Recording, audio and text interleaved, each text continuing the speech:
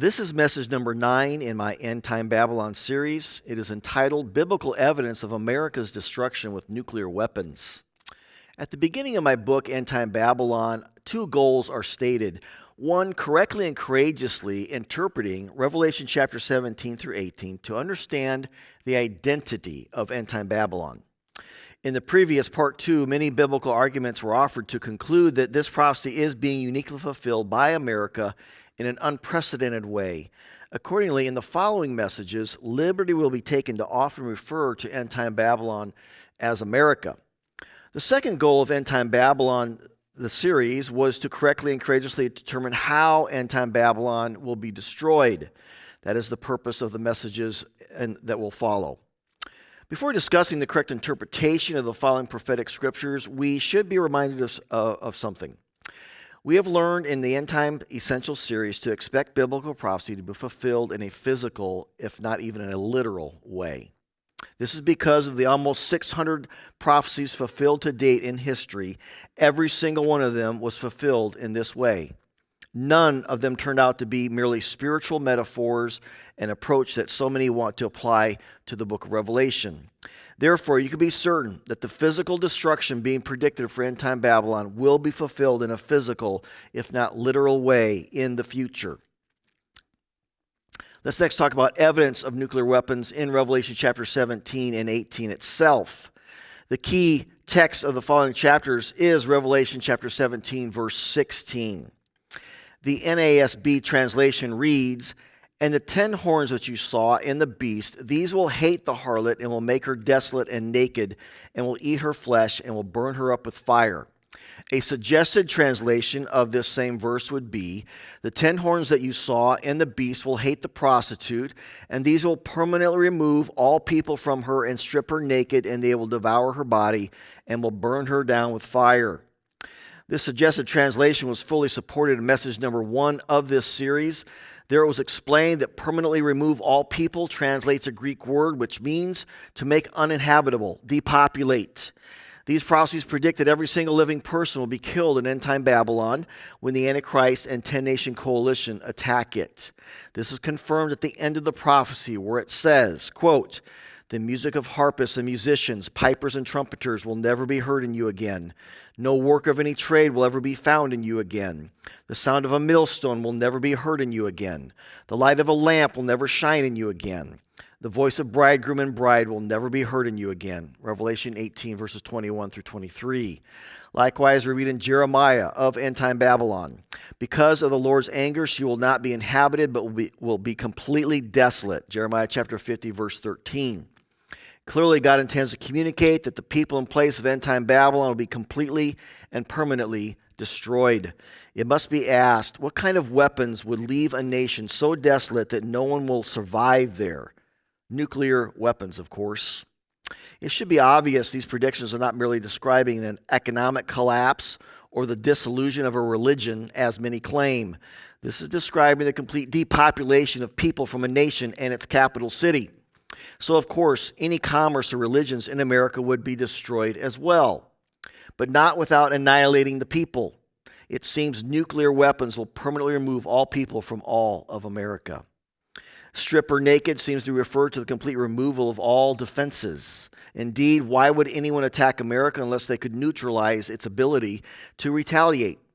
This, in fact, is what is predicted and will be discussed further in the next message.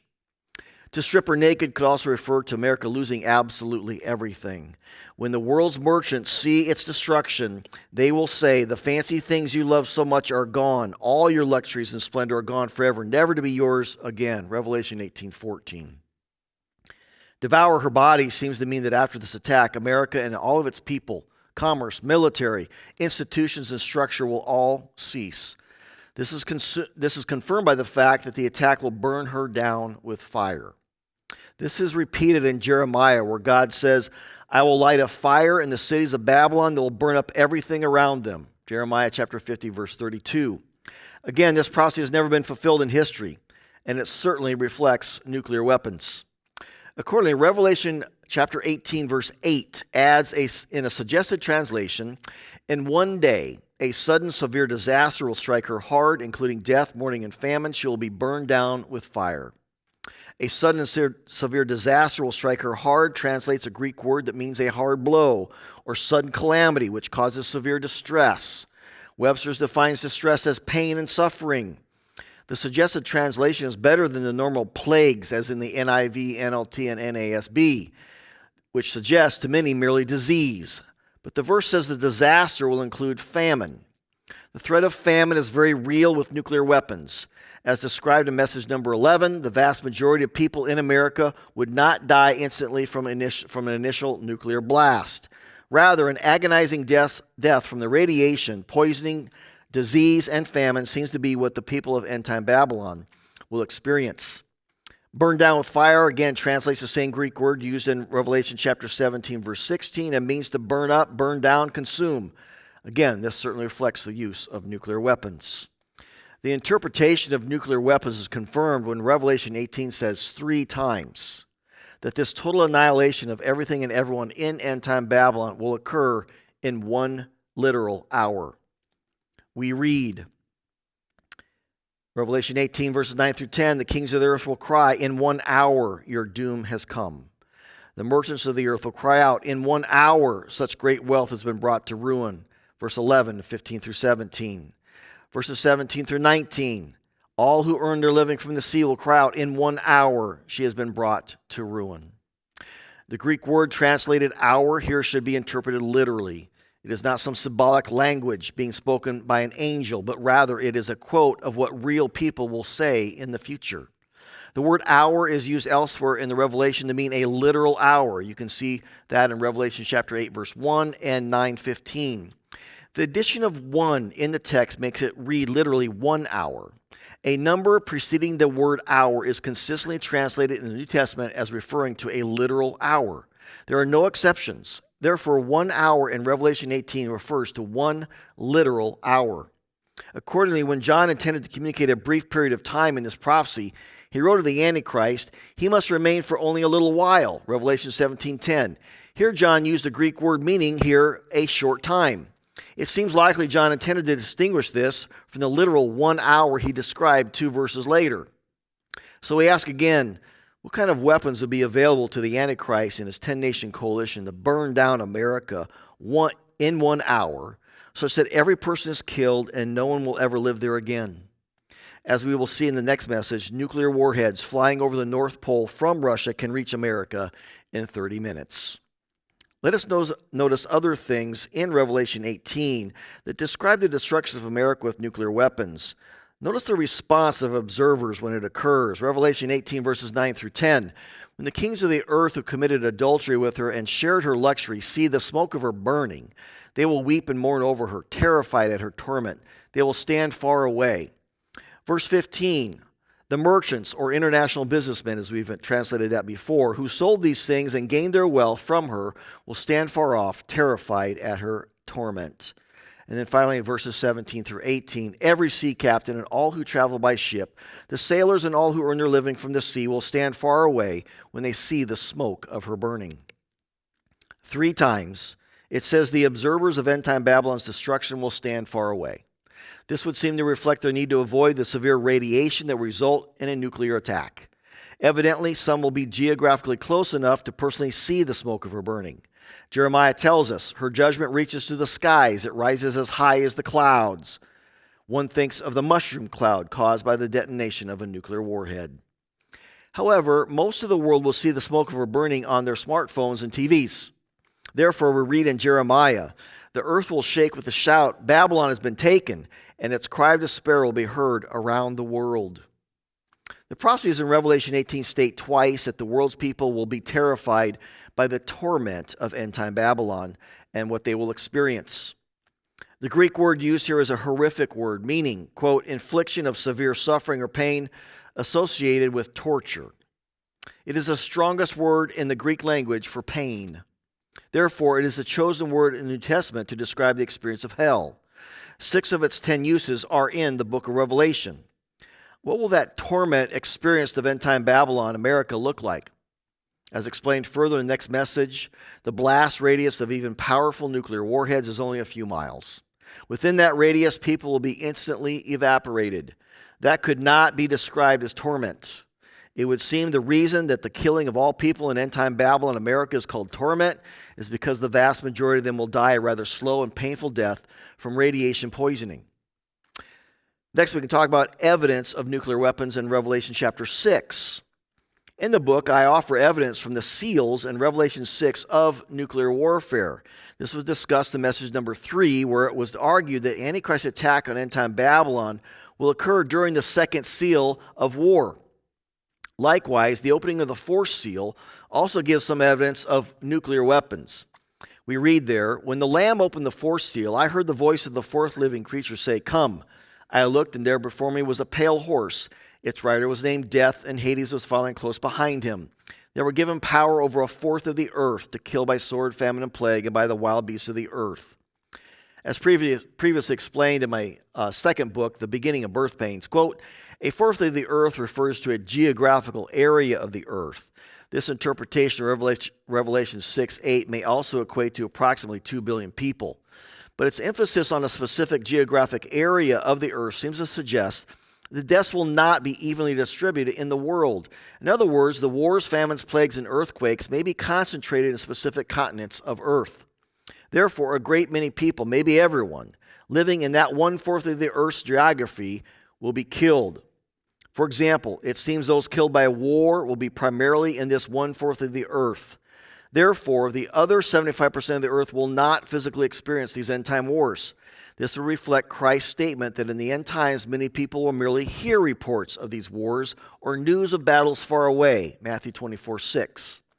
The fact that these wars may be confined to 1/4 of the earth is another indication that the great majority of these deaths will occur in the apparent destruction of end-time Babylon, America, with nuclear weapons. It was also stated earlier in that book, The Beginning of Birth Pains, quote, "Can you imagine a death of 2 billion people in the world? As of this writing, our world is experiencing the COVID-19 pandemic. Its death toll is estimated to be currently over 6 million people. Its effects on society and the economy have been enormous. But the death of 2 billion people will be over 300 times the deaths that have occurred from COVID. In fact, how many people have been killed in all of human history from wars, genocides, massacres, famines, and plagues? Some have carefully estimated that the total to be about 700 million people. This has occurred over thousands of years of human history. But in just a few short years during the beginning of birth pains, perhaps 3 times as many people will die from war, famine, and disease than in all of the similar catastrophes in human history combined. That level of catastrophic killing would suggest the use of nuclear weapons.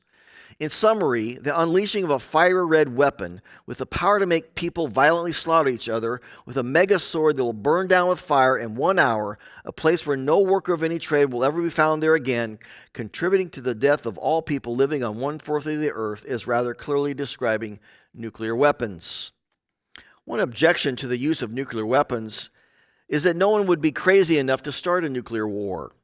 But the prophecy makes it clear that God himself is going to cause the Antichrist and the leaders of the 10-nation end-time coalition to do this. Again, we read in Revelation chapter 17, the 10 horns, or the 10-nation end-time coalition, and the beast, Antichrist, will hate the prostitute. And these will permanently remove all people from her and strip her naked, and they will devour her body and will burn her down with fire. In the next verse we read, this will happen because God has put a plan into their minds, a plan that will carry out his purposes. They will agree to give their authority to the scarlet beast, and so the words of God will be fulfilled. There's no need to monitor Russia's hatred for America or Russian threats to attack it with nuclear weapons. When this end-time attack occurs, it will not be ultimately because any humans made a decision. It will be because God will supernaturally intervene in their minds and make them do this. We can next talk about evidence of nuclear weapons in Isaiah and Jeremiah. Specifically, references to the burning of all cities and killing of all soldiers with arrows. The following biblical prophecy has never been fulfilled in human history. God promised, "I will light a fire in the cities of Babylon that will burn up everything around them." Jeremiah chapter 50, verse 32. This again suggests the horrific destruction of America by fire with nuclear weapons. Likewise, in a prophecy against Babylon, Isaiah predicted a fiery destruction that has never been fulfilled, but will be in Endtime Babylon. Speaking of Endtime Babylon's attackers, we read, quote, "Their bows will strike down the young men. They will have no mercy on infants, nor will they look with compassion on children. Babylon, the jewel of kingdoms, the glory of the Babylonians' pride, will be overthrown by God like Sodom and Gomorrah." Isaiah chapter 13, verses 18 through 20. Remembering that Sodom and Gomorrah were consumed with fire from the sky, Genesis chapter 19, verses 24 through 25, we see a possible allusion to the nuclear weapons that might be used by the Antichrist and his 10-nation end-time coalition to destroy end-time Babylon. Isaiah mentioned that the weapon that will be used against end-time Babylon would be bows. Accordingly, the future destruction of end-time Babylon is repeatedly described in Jeremiah as involving bows and arrows. Speaking of its enemies, the prophet predicts, quote, "Their arrows will be like skilled warriors who do not return empty-handed. Take up your positions around Babylon, all you who draw the bow. Shoot at her, spare no arrows, for she has sinned against the Lord. Summon archers against Babylon, those who draw the bow, and camp all around her. Let no one escape. Therefore her young men will fall in the streets. All her soldiers will be silenced in that day, declares the Lord." Arrows that let no one escape and silence all of end-time Babylon's soldiers in one day. This would seem to be one way ancient peoples would describe the use and effect of nuclear missiles. 2 verses later, Jeremiah described what those arrows against Babylon will do. They will light a fire in the cities of Babylon that will burn up everything around them. Again, another prophecy about Babylon that has never been fulfilled in history, but will be in end-time Babylon. Let's next talk about the evidence of nuclear weapons in Daniel. We read in Revelation chapter 17, verse 16 again, "The 10 horns that you saw and the beast Antichrist will hate the prostitute, and these will permanently remove all people from her and strip her naked, and they will devour her body and will burn her down with fire." We note here again that this attack on end-time Babylon, America, will be led by the Antichrist. Accordingly, in Daniel, there are descriptions of Antichrist's use of military power to cause great destruction in the end times. It seems these predictions essentially refer to Antichrist's attack being described in the prophecy of end-time Babylon's destruction in Revelation chapter 17, verse 16, and Jeremiah chapters 50 through 51. Once again, the language reflects the use of nuclear weapons. Accordingly, 3 different translations of Daniel 8, chapter 8, verses 24 through 25 follow. "He will cause astounding devastation and will succeed in whatever he does. He will destroy those who are mighty. When they feel secure, he will destroy many." The NLT has it, "He will cause a shocking amount of destruction and succeed in everything he does. He will destroy powerful leaders. He will destroy many without warning." The NASB translation is, "He will destroy to an extraordinary degree and prosper and perform his will. He will destroy mighty men. He will destroy many while they are at ease." Daniel 11:39 adds, "He will attack the mightiest fortresses." To destroy those who are mighty and powerful leaders and the mightiest fortresses are all good descriptions of America and its military power. The text above translate the Hebrew word, which means astounding, shocking, and to an extraordinary degree, and to describe the devastation the Antichrist will cause. This word refers to something so extraordinary, unprecedented, shocking, or terrible that it is unbelievable. Elsewhere in the Old Testament, the word refers to something that cannot be comprehended. Elsewhere in Daniel, this word is translated unheard of or monstrous. God seems to be warning us that the Antichrist will destroy end-time Babylon with nuclear weapons. That is why the devastation will be so astounding, extraordinary, shocking, and monstrous, it will be difficult for people to even believe. And it will be a surprise nuclear attack. The prophecy seems to imply it will happen without warning, when end-time Babylon will feel secure and is at ease. It is understandable that we would desperately want to find an interpretation of these prophecies other than the predicted destruction of America with nuclear weapons. But Edward Tracy, in his book, The United States in Prophecy, makes a reasonable conclusion based on the biblical data. Quote, "How could prophecy, many centuries old, better describe a nuclear holocaust? How else could it have been written?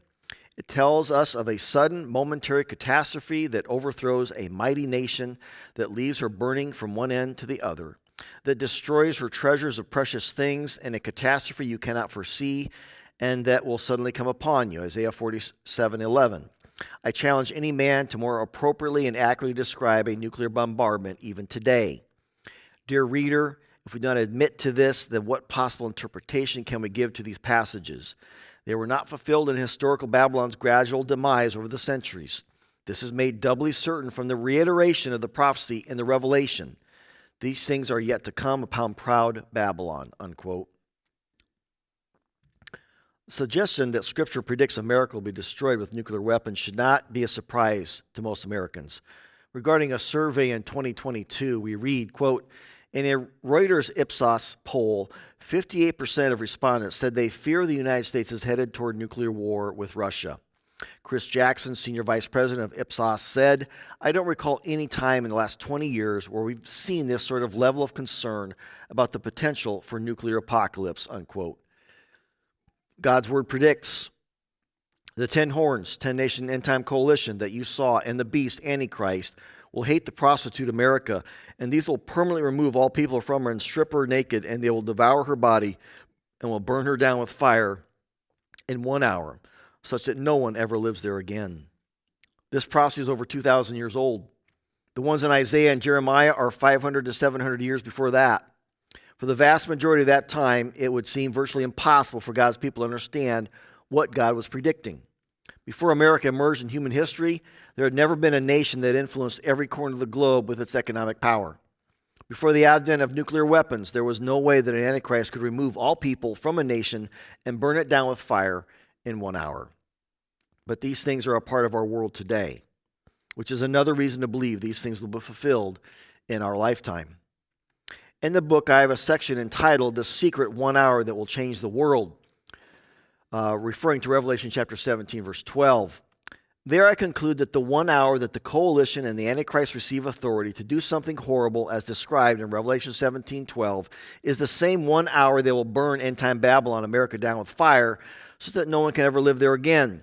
That 1 hour will change the world in an unprecedented way. For several reasons, it seems this 1 hour alliance between the Antichrist and the 10-nation end-time coalition will be made in secrecy, such that the world will not even know it has occurred. First, both the coalition and the Antichrist will desire their horrific attack and destruction of end-time Babylon, America, to be a surprise. Accordingly, as noted above, we read of the Antichrist, when they feel secure, he will destroy many, Daniel 8:25. Another version has, he will destroy many without warning. Second, Antichrist will not want to be known as a perpetrator of such an atrocity. Remember, his goal is to become loved by everyone in the world. If people were aware that he instigated the destruction of an entire nation with nuclear weapons, he would never achieve his God-given purpose. Also, the destruction of end-time Babylon, America, the foremost economic power in the world, will destroy the very popular idolatrous religion of wealth and plunge the world into painful economic hardship, as prophesied in Revelation chapter 6, verses 3 through 6. It is unlikely the Antichrist will want to be known as a cause of any of these things. All of this fits his predicted characteristics of being a master of deception. Notice how both this attribute and surprise and massive destruction are intertwined in the following description that seems to predict how the Antichrist will destroy end-time Babylon, America. A fierce king and master of intrigue will rise to power. He will become very strong, but not by his own power. He will cause a shocking amount of destruction and succeed in everything he does.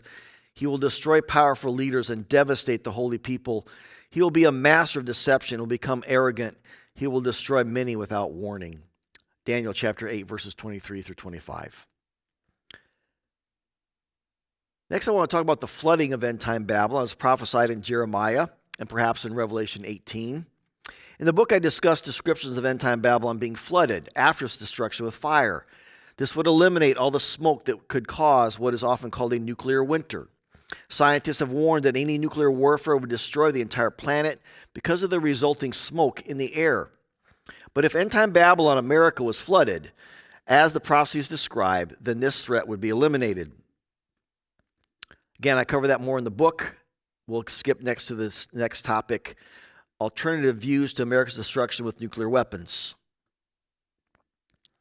Earlier in end-time Babylon, in these messages, reasons were given that we should expect America to be mentioned in Scripture. That was in message number 6. However, most scholars of biblical prophecy have denied this. In the process, they have recognized the possibility that America is somehow destroyed before or during the end times because they don't see America in biblical prophecy. But there's a fundamental problem with the view that America is somehow destroyed before the end times begin. In that case, another economic, cultural, military superpower meeting the 12 biblical attributes of Endtime Babylon would have to emerge. It is doubtful that any nation, which would be described as a spiritual prostitute by God and being the economic, military, and cultural superpower of the world, would replace America anytime soon, if ever. Still, some suggest that America is somehow destroyed before or during the end times. How would this happen? In Endtime Babylon, it has been argued that Revelation 17:16 predicts the Antichrist will destroy America with nuclear weapons. How do others answer this question? Those common answers are addressed below. And we can next talk about speculations about America's destruction with nuclear weapons without offering biblical support. Oddly, some Bible scholars suggest America will be destroyed in nuclear warfare. However, their view is merely speculation and not tied in any way to the biblical prophecies presented earlier in this message. For example, the influential Dallas Theological Seminary professor Charles Ryrie is typical when he concluded that, quote, either the United States will be neutralized by nuclear fallout or a natural catastrophe before the end times, unquote. But again, this is just a guess for him because Ryrie never suggests that the prophecy that Endtime Babylon will be burned down with fire in 1 hour in Revelation 18 has any relevance to America being neutralized by nuclear warfare. Next question, does America diminish before the end times from some economic disaster? An economic collapse is another commonly suggested explanation for why America is not described in biblical prophecy. One argument for this is its trillions of dollars of national debt. But this was addressed in message number 5.